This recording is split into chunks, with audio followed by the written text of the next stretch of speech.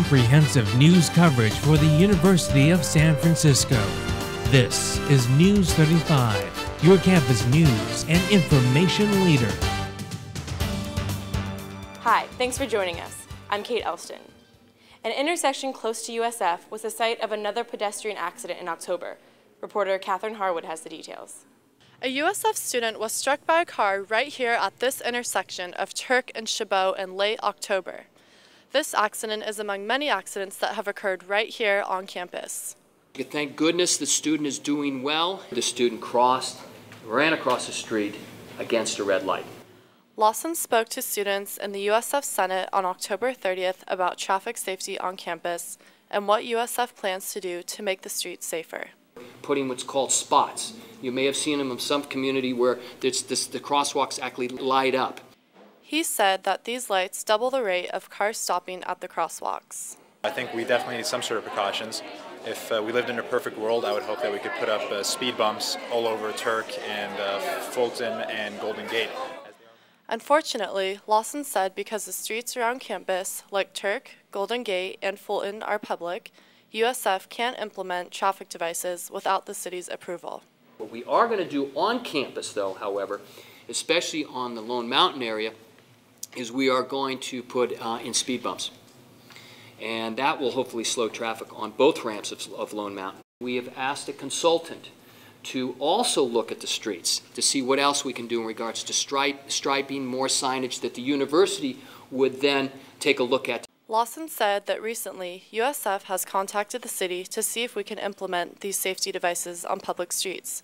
But Lawson said it's not all the university's duty. We have to get people to use the intersections, though. If they don't use the intersections, the spots don't do anybody diddly squat. Lawson said it will be a few months before the spots are installed around campus. It probably, I would say, be in the spring sometime. Late spring, probably before the summer. And then how long would it take until there's possibly speed bumps put on campus? Speed bumps, we're going to try to do that immediately within the next couple of months. Speed bumps would be especially helpful because nothing makes anyone stop as much as the threat of damaging their car. I'm Catherine Harwood reporting with News 35. On Halloween night, the School of the America's Watch Club held its annual fundraising dinner. Reporter Ashton Bothman was there and has the story. Arriving in costume, students filled McLaren to raise money and support the School of the America's Watch Club. The school produces numerous military leaders and dictators of Latin America, and they are known to commit some of the worst human rights abuses in the Western Hemisphere. Since the 90s, the School of the America's Watch Clubs from all over the country come together at Fort Benning, Georgia, to hold a vigil and protest with hopes that the school will be shut down. The School of Americas is always training people to torture, to kill, and to murder people in little poor countries like El Salvador. The club hosted Josefina, a woman from El Salvador, who spoke through a translator about the current conditions in Latin America. So most of the people selling products on the street are victims from human rights violations right now from the government. And we wanted to give people kind of an uplifting reason to be there, so we invited a really amazing band called Bayonics to play. And we had the improv team. That livened it up quite a bit. It's a success when you have people turn out that show up, one, because they care, two, because they want to learn more, three, they want to have fun. But I think overall it was a great success. I'm Ashton Bothman, reporting with News 35.